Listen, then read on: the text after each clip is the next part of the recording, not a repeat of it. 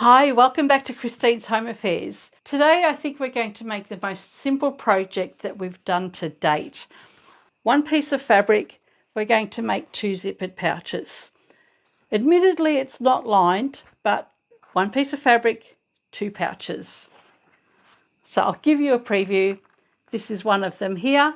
So it's just a diagonal zippered pouch, very quick to make. Come along and I'll show you how we can go about turning these pieces of fabric into zippered pouches.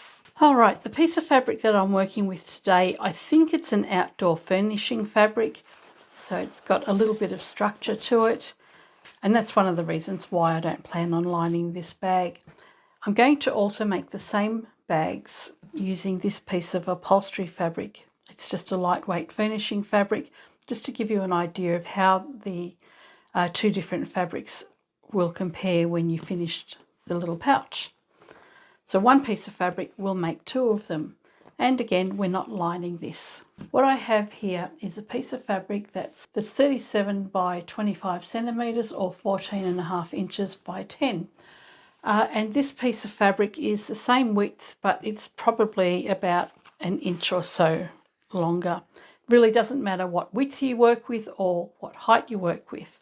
Of course, you do need to make sure you've got enough room for your angles. The other thing we need is a zip. Now the zip is going to go in on the diagonal. There needs to be more than enough length to cover the diagonal distance that you have. Once you know what piece of fabric you're working with and you mark your lines, then you can actually place your zip over the top. In this case, I'm using a 33 centimeter or 13 inch continuous zip.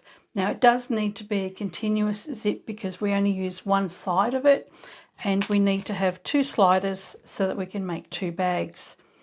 What we're going to do with this piece of fabric, we've got 25 centimeters across or 10 inches, 30 centimeters up or 14.5. I want to draw a diagonal line. Now the diagonal line doesn't really matter what angle it is. Since my quilting ruler has a 60-degree line on it, I'm going to use that and show you how to draw a 60-degree line with that ruler. But I'll also give you the measurements to come up on the sides as well. On one long edge of the fabric, we're going to come up 14 centimeters or 5.5 inches. So just mark a line along there. And on the other side, we'll measure 9 centimeters or 3.5 inches. So I've made a mark here and a mark just there. That's the diagonal line that we want to have. You can now go and join up that marking right along here. The other thing you can do, if you have a 60-degree line on your ruler, and mine's quite faded, but I think you can see the 60 just there, that line on the 60-degree angle here will line up on the straight edge of my fabric, and I'll start right here where I've made that mark at 5.5 inches. So that line goes straight down along the edge of the fabric, and I will draw a diagonal line that will go all the way up to that measurement that I'd marked earlier, and you can see my marking is just there. So whether you just want to draw a straight line going across, or if you want to use a 60-degree angle, you could even go and use a 45-degree to give you a sharper angle, or even a 30-degree if you wanted it. You just need to have more fabric. It's fun to play with these angles and see what outcomes you get for your bags. So I've lined up my straight edge, I've got my mark along here, and I've marked a line right along here. I'll do the same with the other piece of fabric in a minute. Now that I've got this line marked, I need to measure here how long I need my zip to be. So you just take your ruler, measure that distance from one end to the other, but you want to allow a little bit extra. So I've got the middle of my zipper tape over that drawn line, and I just want to make sure it's extended beyond the fabric a little bit, and that's about 13 inches, or I think I said 33 centimeters. What we can do here is cut this fabric in half, And now we're going to make 2 little pouches out of this one zip. Now we can take this zip, separate the teeth, and this one here with the teeth along here, we want them facing down. We want the neat edge of the zip along the top edge of the fabric, and we want the zipper teeth closest to the fabric. Line that up along the centre so you can clip that in place and sew it straight down as is. With the other piece, I've just used a length of double-sided tape and placed the zip faced down on this piece of fabric. Now, because I don't know which is the right and the wrong side, I'm actually going to turn this around and put the zip on the other side. Remember, these are 2 separate bags or pouches. I've gone and used some double-sided tape. It's just a bit quicker for me. Keeps everything in place so it doesn't shift when I'm sewing. Place the zip down. And as long as I have a little bit overhanging on the edge, that'll be fine. The aim is for this pouch to be folded in half like this, and then the zip comes over like this. Obviously this is the wrong way. So let's take this to the machine. Both of the pieces will sew straight along the edge there, and this one. When we've done that, we'll turn the fabric over and we'll top stitch. Okay, this is all very simple, just stitch from one end to the next. Back stitch at the beginning and the end.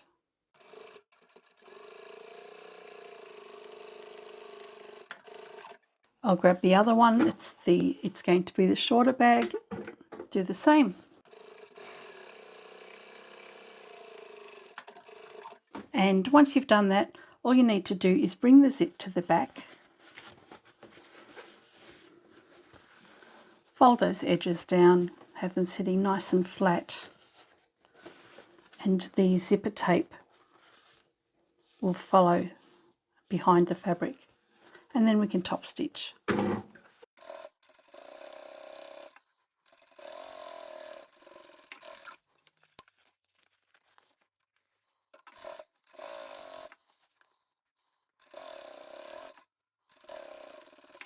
That is way too simple. This is looking like one of the easiest projects I've done. Now, with the zip in place on both of these, I've gone and put my shop labels on because I've decided I want to sew these to sell. They're going to be so quick and they're really simple to do.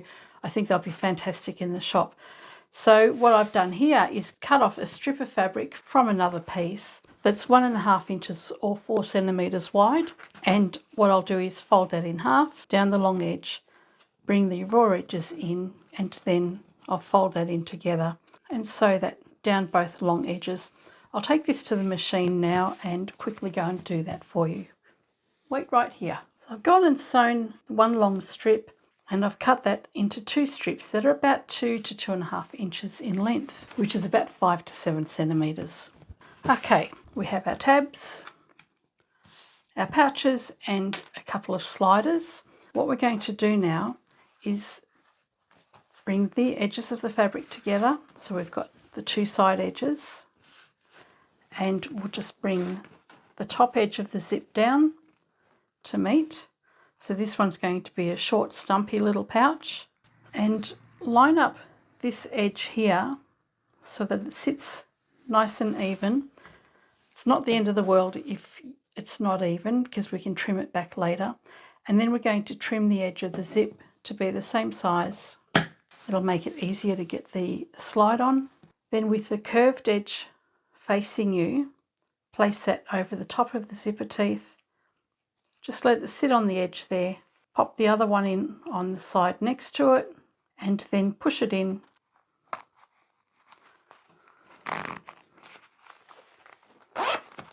And the slide is on. As simple as that. A lot of people have trouble getting these sliders on when they first start playing around with this. It just takes a little bit of practice. I still get it wrong lots of times. I have plenty of trouble with them, even though I've done thousands of them. But look, it just does take a little bit of practice. With the other one, do the same thing. We'll bring the side edges together.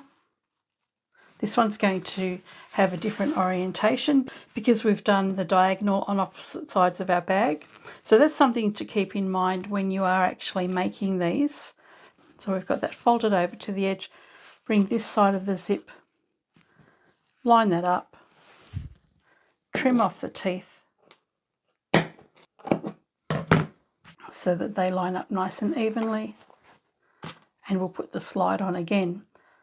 So you just need to pop the curved edge on one side, let it sit there gently, grab the other one, bring them together at the front, and then push. When you hear the click, you'll know that it's on, and you can continue on, and that'll close your zip.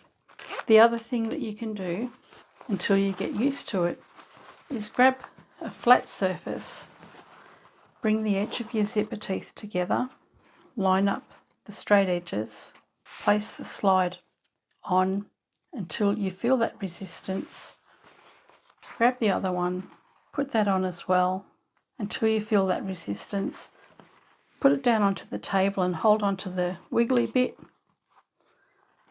and then hold onto the tape and give it a push, and that'll connect the slide as well. So you can do it a couple of ways. There's no right or wrong way to do it, and if you have one of those zipper jiggers, you can use that as well. So that will be our zip in place. And if this isn't perfectly straight, it's not the end of the world. We're going to do a straight stitch all the way up, so we can fudge that a little bit.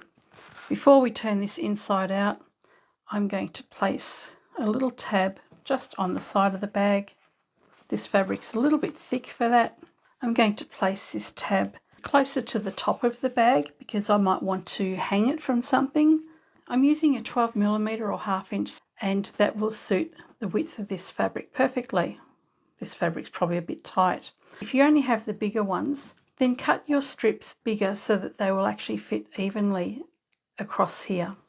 So you might want to cut it at 3.5 inches if you're using the 1 inch. I'll prop the tab into the clip, and I'll place this about 2.5 centimetres to 1 inch from the top edge.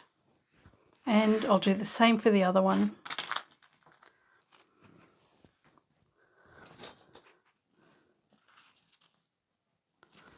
And then what we want to do before we turn this inside out is open the zip at least part of the way. You don't want to open it all the way to the end because the slider will come off. Turn your bag inside out, line up the corners,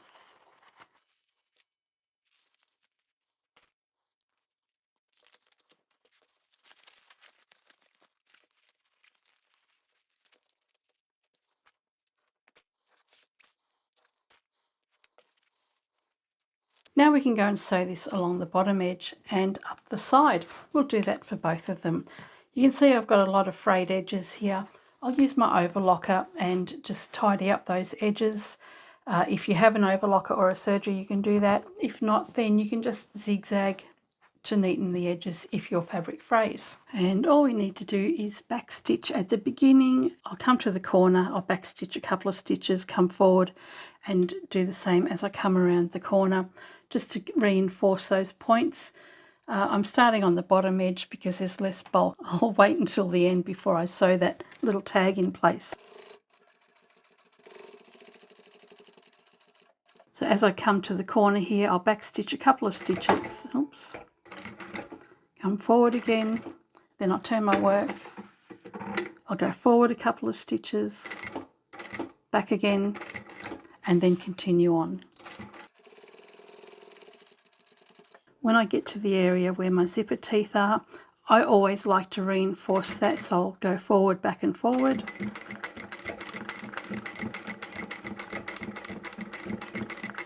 And I've got a lot of bulk here with that tab. I shouldn't have made it so thick. But I'll go back over that again.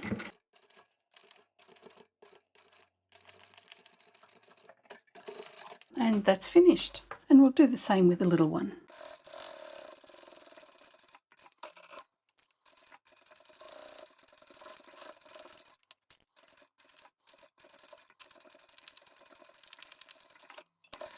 Okay, so these are completely finished now. You can see that this is a little bit of a mess because the edges are frayed so much. So what I've done is taken this to the overlocker and just neatened up the edges. What you'll need to do is clip the corners so that we can turn it out the right way around and the corners will sit nicely. And if you have an overlocker or serger or a machine that can do zigzag, you can neaten the edges up along those two sides. We can trim off the zipper tape, and I will take this to the overlocker and neaten that up. And once you're finished, you can turn it the right way around.